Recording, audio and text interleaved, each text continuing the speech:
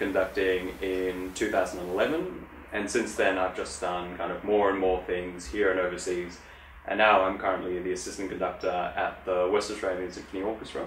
Last year's opera box production of Rigoletto was my first opera, and I feel quite lucky that I was able to do it, because the opera that we're doing now is much, much harder. I think the challenging thing with this production is that this is the biggest production that we've tackled so far. I think all up there it's something like 50 people, or there's probably more than that by now, people that are involved with this.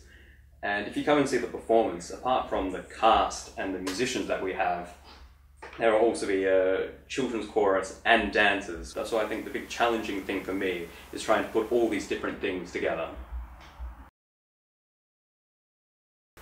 I think the interesting thing, or the important thing to know, is that Humperdinck was an intensely patriotic German, and this kind of flows into the opera by his use of folk songs, and it's actually something that you hear right at the beginning of the opera when Gretel's singing. And the use of these folk songs kind of gives an innocence to the opera, which I think really constructs the two children very, very well, Hänsel and Gretel.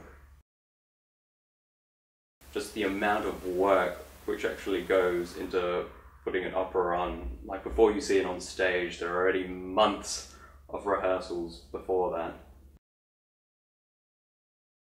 The great thing about this opera is that the story of Hänsel and Gretel is one that everyone knows, and because of that, this opera is quite easy to follow. Unlike quite a few other operas, I think a lot of people understand it right from the beginning. If you feel like listening to some German music or German opera and you don't feel like sitting through a 4-hour Wagner opera, I think Humperdinck's Hänsel and Gretel is definitely the opera for you to see.